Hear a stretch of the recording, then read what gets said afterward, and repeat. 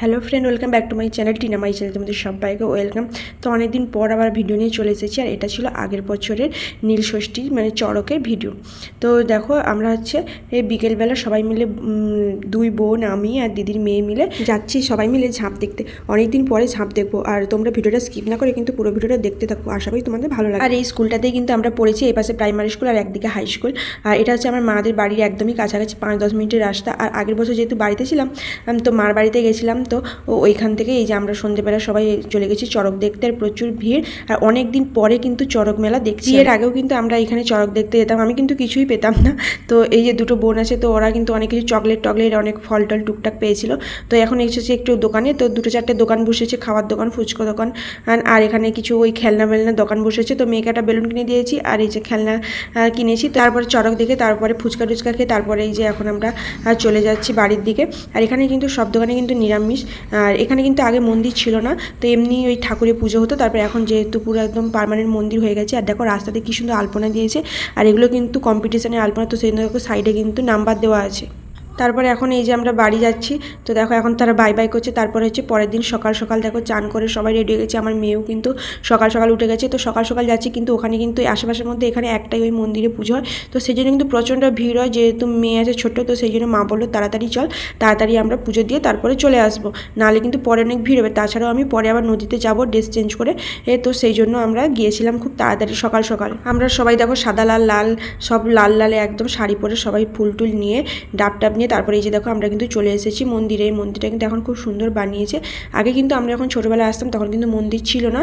তো এই তো বছরে একটা টাইমে পুজো হতো, তো এমনি তিরপল খাটিয়ে প্যান্ডেল করেই কিন্তু পুজো হতো। তখন কিন্তু মন্দিরটা ছিল। ফার্স্টে মা ডাব ঢেলে দিয়েছে, তারপরে এই যে বোনরা সব ডাব ঢালছে।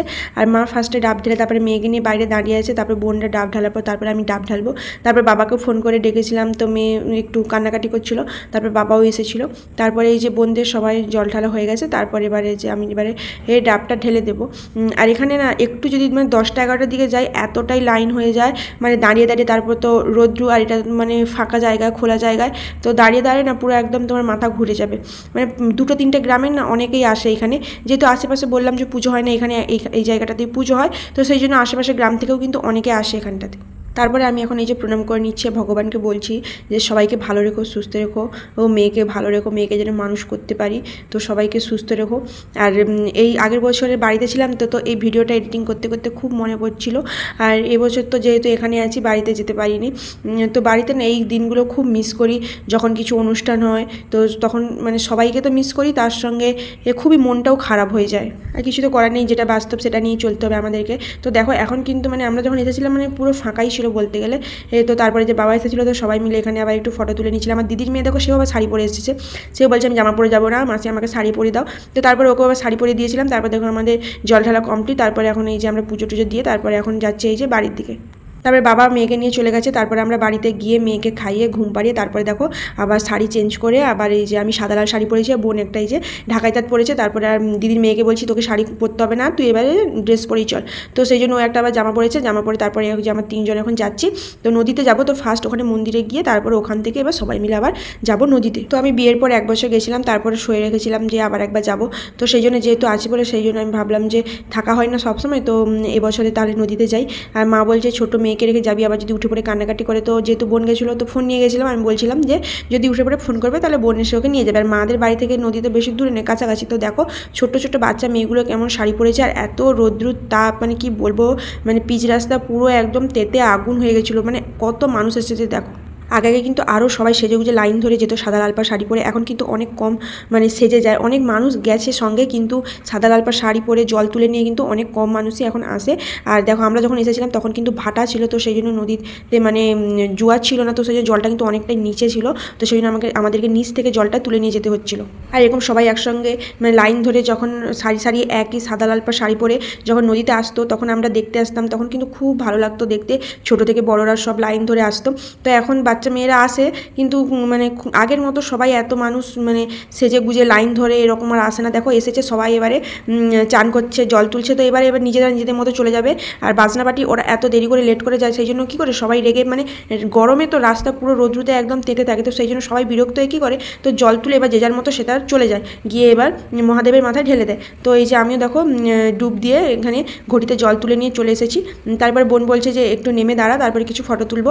তো সেই জন্য আমি আবার নেমে দাঁড়ালাম, আর এই যে কাদা দিয়ে দিয়েছে এই আম পাতার উপরে, যাতে জলটা না রাস্তাতে যেতে যেতে পড়ে যায়। তারপরে ওর উপরে হচ্ছে আবার যাওয়ার সময় ধূপ দিয়ে দিবে ওরা।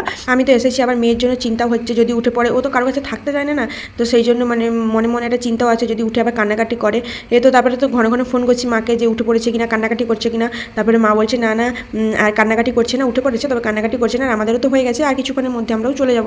তো তারপরে এই যে দেখো আমরা জল নিয়ে এখন যাচ্ছি বাবার মাথায় ঢালবো বলে, আর এত রোদ্দুর মানে কী বলবো, খালি পায়ে তো যেতে হয়। তো তারপরে দেখো এই যে এসে এখন এই যে বাবার মাথায় জল ঢেলে দিচ্ছি, জল ঢেলে তারপরে এবারে আমরা চলে যাব বাড়ি। এবছরও সবাই যদি ফটো ছাড়ছে যাচ্ছে, তো দেখে মনটা খুব খারাপ লাগছে, যে যদি বাড়িতে থাকতাম তাহলে আবার যেতে পারতাম। আমার শ্বশুরবাড়ি ওখান থেকেও কিন্তু একটা মন্দির আছে, ওখান থেকেও কিন্তু যায় জল তুলতে। আর আমার কাছে যে শিবলিঙ্গটা আছে, তো আমি তো এবছর ওটাতেই এই দুধ ঢেলেছি। আমরা কিন্তু শিবরাত্রিটা করি না, তবে নীলষষ্ঠী বারটা কিন্তু দেখি ছোটো দিয়ে মারাও করে আসছে, আমরাও করি। তারপরে দেখো এই যে ভোরবেলা 3টে-4টের দিকে আমরা এই যে সবাই মিলে এখন যাচ্ছি কালী নাচ দেখতে। মেয়ে ঘুমিয়ে আছে, মেয়েকে রেখে দিয়ে তারপরে সবাই মিলে যাচ্ছি, যে পাশের বাড়ি পিসিমা, তারপর পেশাবাবু, তার মেয়ে, কাকিমা, বোন সবাই মিলে আমরা গেছিলাম কালী নাচ দেখতে। কালী নাচের ভিডিওগুলো কিন্তু আমার কাছে ছিল, হয়তো সেগুলো ডিলিট হয়ে গেছে। তো আমার কিন্তু কালী নাচ দেখতে খুব ভয় লাগে, তোমরা কে কে ভয় পাও অবশ্যই কমেন্টে জানাবে। তারপর কালী নাচ দেখে সকালে এখন চলে যাচ্ছি বাড়ি। তারপর আবার এই যে সন্ধ্যাবেলা চলে এসেছি এখন চড়ক দেখতে। তো চড়কে কিন্তু অনেক কিছু মানে চকলেট, তারপরে হচ্ছে আইসক্রিম, তারপরে হচ্ছে পেঁয়াজি, তো এইসব কিন্তু ফেকে, আর খুব মজা করে কিন্তু সবাই আমরা ঘুরাই। দেখো কত লোক হয়েছে, দেখো এত ভিড়। তো আমি দূরের দিকে দাঁড়িয়ে আছি, কারণ বাতাসা টাতাসা ফেকে, তো কখন মেয়ের মাথায় লেগে যাবে, তো সেই ভয়ে আমরা দূরে দাঁড়িয়ে আছি। আগের বছর কিন্তু খুব ভালোভাবে কাটিয়েছিলাম। তো তোমরা এই বছর কেমন নীলষষ্ঠী বার কাটালে অবশ্যই কমেন্টে জানাবে। আর চড়ক ঝাঁপ দেখতে গেছিলে কিনা সেটাও কিন্তু কমেন্টে জানাবে। ভালো লাগলে লাইক কমেন্ট শেয়ার করো, আর দেখা হচ্ছে নেক্সট ভিডিওতে। ততক্ষণ সবাই ভালো থেকো, সুস্থ থাকো।